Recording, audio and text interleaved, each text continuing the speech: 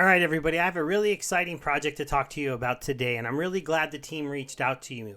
And as always, I will show you the details of any agreement I have with them in the comments below. But right now, I don't really know what we're doing, but I got so excited about the project when they reached out to me. I wanted to make the video, and then I'm going to finish talking to them because it's not very often that you see a crypto project that had so much promise that launched on the Ethereum chain, and then it just didn't quite grow to where it would be. And I feel it's because of the transaction fee problem over there, because the idea of this project requires you to kind of move things around a lot, do a lot of transactions, and we just know that those kind of things ran into problems when Ethereum hit a gas problem. Who's going to want to pay even $5 or $6 to initiate a battle or something in an NFT game? Nobody. This is one of the things that Splinterlands does so well, and the fact that you can play the game for free. But a lot of games on Ethereum, you want to be there, you want to have that liquidity. Well, guess what? Crypto Kombat has reached an idea to solve this problem for their project. Within the next week, hopefully, now there could be some delays, but that's what I've been told, they will be moving this project over to the Binance Smart Chain. Once they are on Binance Smart Chain, they're going to be doing a drop of their tokens one-to-one to move them over to there. This will allow you to now interact with the game from your pennies per transaction to maybe, a little bit close to $1 when Binance gets kind of big and heavy, but way different, and that'll work way better for how this game goes. The other thing is, as I go ahead and show you some of the NFTs on this platform, when they do this launch over in the Binance Smart Chain, they're going to issue some new NFTs, some new people to the game, so that everybody that decides to interact with it brand new over there on that chain will have a chance to get some of the epic cards that are currently sold out on the Ethereum chain. This is something that's pretty cool, and if you don't know anything about this project, I'm going to be going through it. Now, the basic idea of the Kombat token is that it is a very low supply token with only 21,000 coins. You can buy the coins and you can stake them on their platform to earn a secondary token that you can earn to mint NFTs. As you can see here, if you stake one token, you can earn one of the tokens that you can use to mint NFTs. So you got Kombat and Vombat. You may have heard of this project in the past, but just never really looked into it.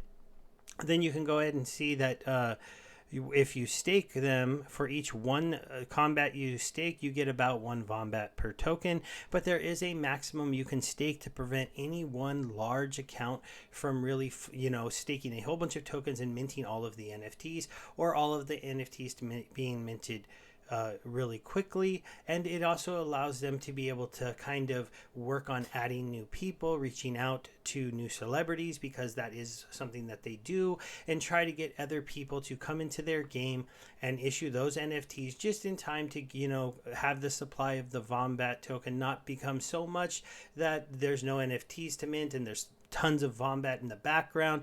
So it's a really good model. But again, this requires you to buy a token, stake a token, harvest a token, mint an NFT, then move that NFT around. All of these are transactions. It's a more heavy transaction project, and that's why it's a big deal that they're going to be moving over to the Binance Smart Chain. So let's go ahead and look at the actual NFTs that you can get, because anybody who's going to be collecting NFTs in an NFT project, you want to make sure that you like the cards. So here's the idea of the basic crypto Kombat thing, and they were the first ones to really do this, is that they're taking iconic people from the crypto world and creating very cool NFTs with very nice artwork, and then they are attempting to get those celebrity people to endorse the project by giving them a one-of-one Genesis minted NFT. Now, this is pretty cool because it gives them a way to kind of be like, well, so-and-so has their NFT, so-and-so has their NFT, and they accepted them, which gives us a bit of an endorsement. And some examples of some of the people so far that they've got to accept their one-of-one Genesis NFT are Charlie Lee, the founder of Litecoin. You got Antov Brovov, he's connected to the 1inch exchange. You got Giancarlo from Tether, and I know he's kind of a controversial figure at this point with what's going on with Tether, but still a very important person in the world of crypto, and you also have Devin from the OpenSea project. So these are important people, and we'll go through and we'll actually look at their NFTs here so you can see them. Now, obviously, they made a Satoshi Nakamoto set, and this one they didn't give to Satoshi. They don't know who Satoshi is, but it's off the market. And as you can see, you've already had all the Satoshis minted, so all 10 of these have been minted, all 10 of these have been minted, all 100 of the rares have been minted. And oh, actually, no, I take it back. There, you can still get today a common Satoshi. You would need to get 12 Vombat, so you would have to, if you had 10, well, let's say you had 4 Kombats, you could stake them for, it would take you then 3 days, you'd have your 12 Vombat, and you could mint one of these common NFTs. And you would just be paying gas fees if you did it on Ethereum, but once we're over on Binance Smart Chain, the gas fees will be a lot cheaper. As you can see, the Vitalik Burton the Genesis one is already out there. The team keeps it until they can try to give it to those people, so that it won't be out there on the marketplace or anything like that until the original celebrity accepts it. Then you're going to have Vitalik here. His epics are all printed. His rares are all printed. There are still a good amount of the common ones left, so you can still get some of these famous people even at the common level. You got Binance founder CZ Zhang here, and he's still actually got some rares left. So this one was minted a little bit more recently, so you can see there's more of these left. And as we go down, you're going to see you're going to have more and more left. Here's Charlie Lee. He has some of his rares, and as you can see, they blue check marked him because he accepted his. So the other founders are not blue check marked, but he is. We get down here and we get to Justin Sun. Justin Sun hasn't accepted it yet, so we have had a good amount of his minted, but you can still get rares and commons. They also do special edition ones that are meant to just be something from the crypto history. So here was the white paper history of Bitcoin. They did this limited edition one. Those all got minted. They did the this one here for a big news event. You got the Mount Gox one. So see, as big events in crypto happen, they can go ahead and mint special low edition NFTs. And if you're paying attention, if you're in the Telegram, if you're staking, earning your Vox, you can go ahead and pick one of these up. And then as you can see here, here's Pavel. So he's on the platform. You got Warren Buffett on the platform. You have Elon Musk on the platform. Here's Anton, again, check mark. That means they were able to get him to select to accept his. As we go far down, here's Giancarlo. He accepted his.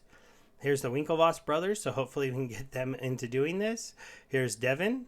And then let's see, who else do we have in here? We have Rune and Mr. D, and then you've got the Bitcoin pizza NFT, and then you've got a couple different ones that they made for the Silk Road, and it looks like there's actually a couple of these that are still able to be minted here if you were to have 21 of the LP of Vombat for actually staking liquidity tokens and trading them in.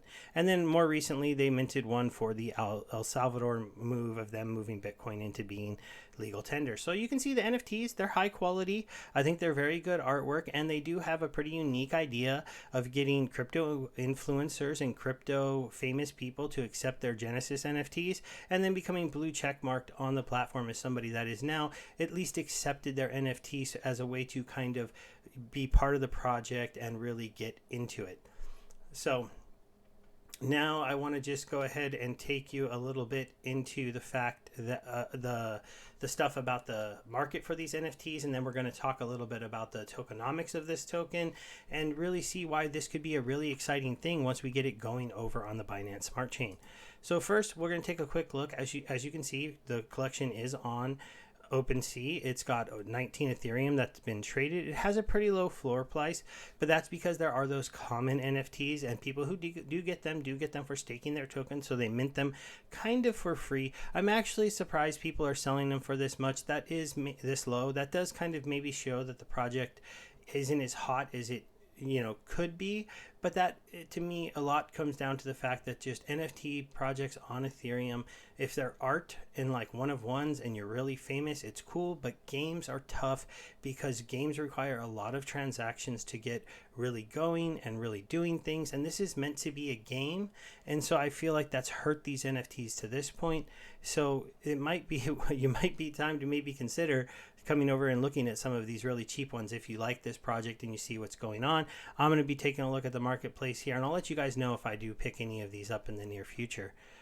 Now we're going to go ahead and go over here. You can follow them on the Medium page. As you can see their announcement that they're coming to the Binance Smart Chain.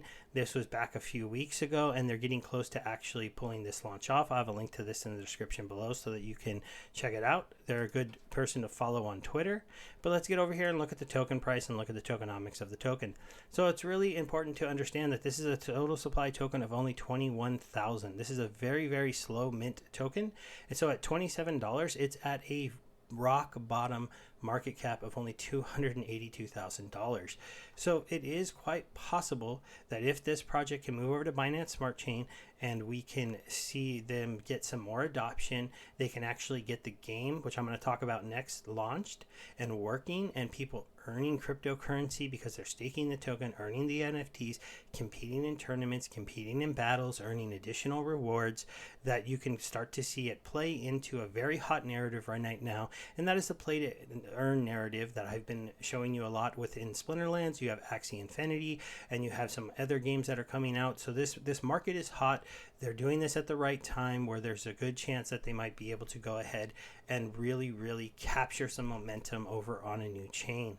Now, if you look at the price chart for a long time, you can see they were pretty low. And then once they started minting their NFTs, they had some very big spikes and made it up to 75 and even had an all-time high, it looks like about $173. And then today things have calmed down. Ethereum's gas got kind of crazy. They just haven't really been able to bring the game to market, and we're all the way down at $27. You can see we're 76% down from the all-time high. So this project has a lot of room to grow just to get back to here. And you can imagine that if this project was one that was going to be having a very large market cap, then this coin would be worth quite a lot of money. Now let's go ahead and finish this up by talking about the game that they're making. So this is not out yet. It will be coming soon, and it actually makes a lot of sense not to launch this until you're on a chain that had cheaper transaction fees. They probably were holding off, hoping Ethereum 2 would come out sooner, but with the delays in Ethereum 2, and don't get me wrong, we now have Ethereum burning. That's really great for Ethereum, but it did not fix the gas problem. Gas is still very expensive. So it is not the right time to launch a game where you might want to battle, 5 or 6 times a day or 20 times a day or even 100 times a day. But basically all of the different NFTs are going to be able to have different stats that are given to them. So you're going to have intellect, influence, power, and then these stats, they can go ahead and there's a lot of stuff that can be coming, but the game isn't finalized. But if I can theorize a little bit, as people become more famous and less famous, if ETH2 actually launches, maybe for a week Vitalik gets a buff, if Tron pulls off something amazing, maybe Justin Sun gets a buff, or maybe somebody goes to jail and their card gets weakened. There's a lot of different fun things you could have in the battle arena with the cards, or maybe everything will just be static. It really depends for the team to actually announce officially how this is going to go. But I'm excited to see a new project coming out onto the Binance Smart Chain that is going to be a way for you to basically buy, farm, then go ahead and mint, and then battle, and then be able to earn rewards. And then once the battle function is in place, that's when the NFTs really start to gain value. I think Splinterlands and Axie Infinity have proved that when the cards can go ahead and compete in some kind of NFT battle, they can really push and prove that the cards have value, because then you're able to earn something with those cards. And then that opens you up to the world of that is coming, where you'll be able to sometimes use your NFTs as collateral for taking out loans. That market is still new and upcoming, but that's where this is all going. Eventually you're going to have really premium NFTs that can be used inside games to earn money, and you can either play those NFTs or rent those NFTs out like you do on Splinterlands, or maybe stake those NFTs into a platform that would then give you a loan because they know those NFTs hold value within a game. I hope you guys enjoyed this video. Thanks again for checking it out. It is a sponsored piece, but I hope you at least come and take a look at the project, because you never know where this could go. It's a project with a very low total supply token, and once we get it on Binance Smart Chain and they can really do a new push and they can really get this game out and going, it could become something really special. Thank you, everybody. Goodbye.